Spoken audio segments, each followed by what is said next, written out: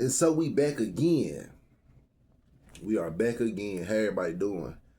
How y'all feeling? How you living? This is Spiritual Stake. Yes, your spirit is at stake. I am G, the Seeker of Truth, by the way. I know I said that backwards. But it's early. It's raining outside. Feeling good. Celebrated Father's Day yesterday. Great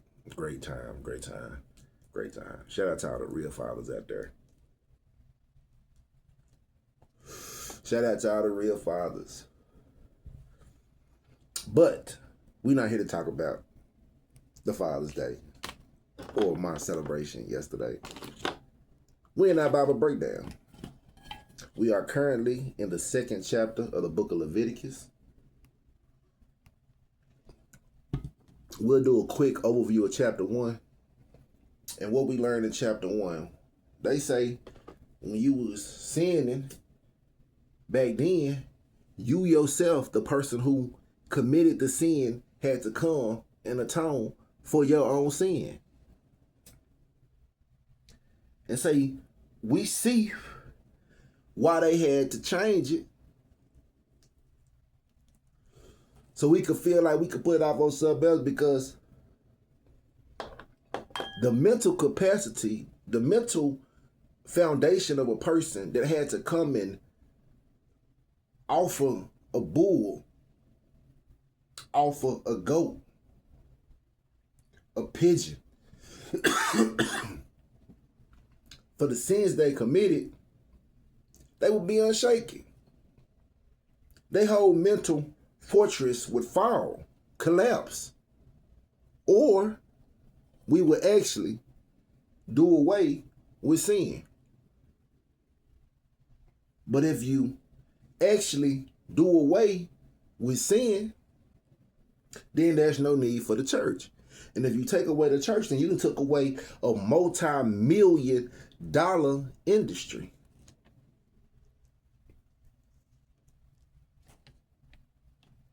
And you say, what you saying, G? What you saying? I'm saying being religious does not automatically bring you salvation. Believing in something through religious text does not automatically bring you salvation. You have to study this book by book, chapter by chapter, scripture by scripture. And then you apply, you understand, and you start, and as you grow, you're going to start dropping those titles. It's inevitable. For you to grow, in order to grow, those titles are going to have to drop. And that's why we say it's mandatory that we raise our frequency here. So we ain't going to hold up too much longer in chapter 1 or on chapter 1. We finna get right over into chapter 2. If you're going to fire up, go ahead on and fire up. Don't worry about what nobody's saying about you firing up. Say that just don't go together. You trying to mix the world with the Bible. The church do it all the time. The church bring everything from the world into the church, and then wonder why the church so worldly. Every holiday in the world, they bring in the church. They celebrate the church. Every one of them.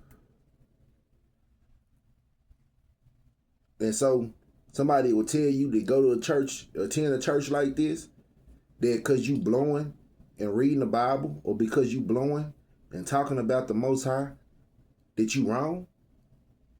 Man, don't let that bother you. Girl, fire up. Burn one with your boy. And let's get into these scriptures. With no further ado, let's do how we do. And when any will offer a meat offering unto the Lord, his offering shall be of fine flour, and he shall pour oil upon it, and put frankincense thereon.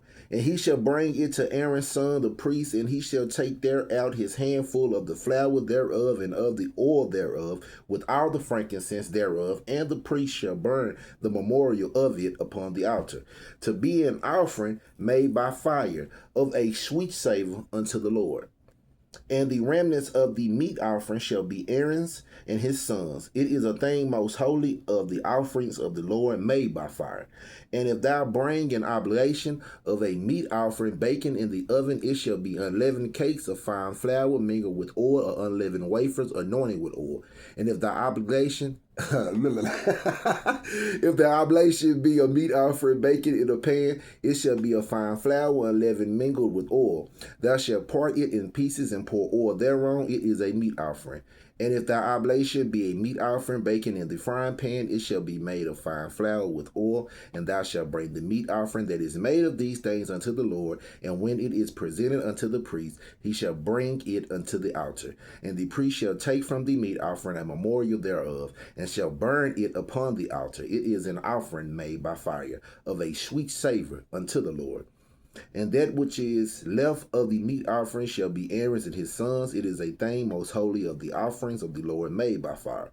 No meat offering which ye shall bring unto the Lord shall be made with leaven, for ye shall burn no leaven, nor any honey in any offering of the Lord made by fire. As for the oblation of the first fruit, ye shall offer them unto the Lord, but they shall not be burnt on the altar for a sweet savor. And every oblation of thy meat offering shalt thou season with salt, neither shalt thou suffer the salt of the covenant of thy God to be lacking from thy meat offering. With all thine offerings thou shalt offer salt. And if thou offer a meat offering of thy first fruit unto the Lord, thou shalt offer for the meat offering of thy first fruits green ears of corn dried by the fire, even corn beaten out of full ears. And thou shalt put oil upon it, and lay frankincense thereon. It is a meat offering. And the priest shall burn the memorial of it, part of the beaten corn thereof, and part of the oil thereof, with all the frankincense thereof. It is an offering made by fire unto the Lord. And there we are. We are at the end of chapter 2.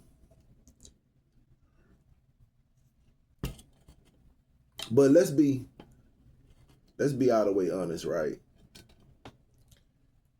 How, if you got everything from the world, everything, and you bring it and you modify it and you, well, they do it like this, we're going to do it like this. Y'all, they do it like this, we're going to do it like this. But everything that the world do, you bring it into the church house. Now, according to scripture, just according to scripture, say when the Most High return, say gonna return looking for a church without a spot or a wrinkle. And now we understand, right, that he's not talking about a physical building that is a church. He's talking about the person, the body, the temple. You know what I'm saying?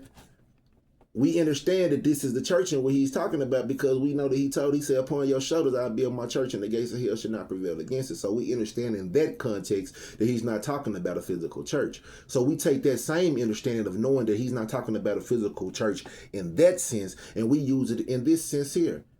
To say that he's coming back for a church without a spot or without a wrinkle, we got to understand that this is not a physical church, a building. This is the being, the person, the temple, you, me. And you say, well, if that's the case, then what do that got to do with bringing everything from the world into the church? Because you bring those spirits in. And then as us people that we are supposed to be of the higher understanding and the higher understanding of what the righteous way is, we will sit and participate. So in this sense, we have automatically condoned this evil. We have automatically condoned this negativity. And yet we can still sit within ourselves and say, as long as we're not doing it, thus we are righteous. But then whom is righteous enough to deem themselves righteous? Because if you can deem yourself unrighteous, then that means you are your own God. And then if you are under your own God, then why would you be in a situation to where you are under the tutelage of someone who is spiritually and mentally above you? I'm just asking.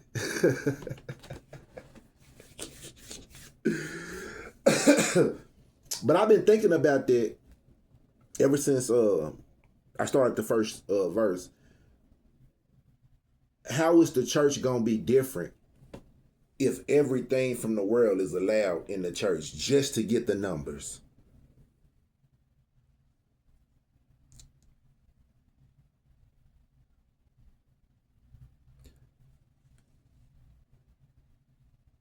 But getting back to chapter 2.